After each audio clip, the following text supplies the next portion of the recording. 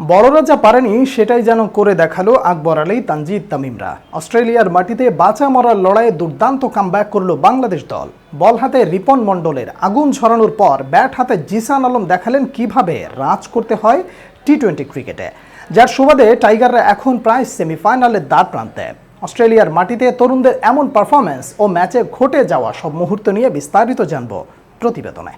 অস্ট্রেলিয়ার মাটিতে top in টি-20 টুর্নামেন্টে টাইগারদের শুরুটা যেমন রঙিন ছিল, ততটাই যেন হতাশাময় ছিল শেষ দুই ম্যাচ। তাসমানিয়া টাইগার্স ও এডিলেড স্ট্রাইকার্সের বিপক্ষে হারার সুবাদে আজ ক্যাপিটাল টেরিটরির বিপক্ষে ছিল বাঁচা মরার লড়াই।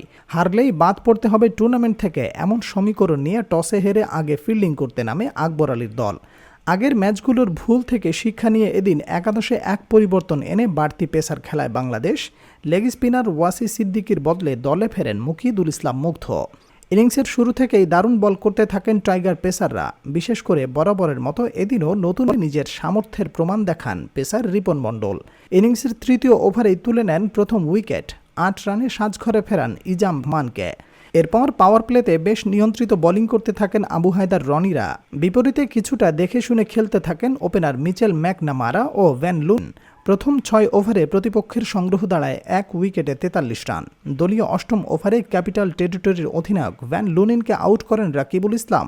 আর ধীরে ধীরে ভয়ঙ্কর হতে থাকা মিচেলকে ফেরান স্পিনার মাহফুজুর রহমান রাব্বি।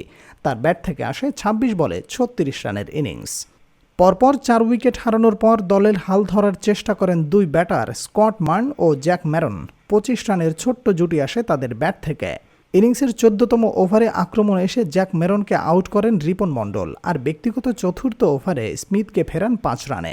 শেষ পর্যন্ত স্কট মার্নের ২০ ও টেইলর হায়েসের ১৫ রানের উপরে ভর করে ১২৪ রানের পুঁজি পায় ক্যাপিটাল টেরিটরি। বল হাতে রিপন মণ্ডল স্বীকার করেন ৩ উইকেট ও আবু হায়দার রনি নেন ১টি উইকেট। জবাবে ব্যাট করতে নেমে দারুণ শুরু করে টাইগার দুই ওপেনার তানজিদ তামিম ও জিসান আলম। দুজনই আগ্রাসী মনোভাব নিয়ে খেলতে থাকেন ইনিংসের প্রথম থেকে। বিশেষ করে বরাবরের মতো এদিনও জিসান আলম ছিলেন বিধ্বংসী, কিন্তু দলীয় পঞ্চম ওভারে ১৫ বলে ১৮ রান করে বিদায় নেন তানজিদ তামিম। পাওয়ার প্লে শেষে টাইগারদের সংগ্রহ থামে ১ উইকেটে ৬০ রান। প্রথম দুই ম্যাচের মতো এদিনও ব্যাট হাতে বেশ সাবলীল ছিলেন পারভেজ হোসেন ইমন। ওপেনার জিসান আলমকে দিতে থাকেন দারুণ সঙ্গ। তৃতীয় উইকেট জুটিতে দুজনের ব্যাট থেকে আসে ৪৪ রান। ইনিংসের ১২তম ওভারে ২৪ বলে ২৩ রানে বিদায় নেন ইমন, যেখানে ছিল একটি ৪-এর বিপরীতে দুটি বিশাল ছক্কা। কিন্তু ম্যাচের বাকি সময় আর কোনো বিপদ আনতে দেননি জিসান আলম ও আফিফ হোসেনরা। ফলস্বরূপ সহজেই টপকে যায় ১২৫ রানের টার্গেট। ক্যাপিটাল টেরিটরির বিপক্ষে এমন বড় জয়ের সুবাদে টাইগাররা এখন সেমিফাইনালের দ্বার প্রান্তে।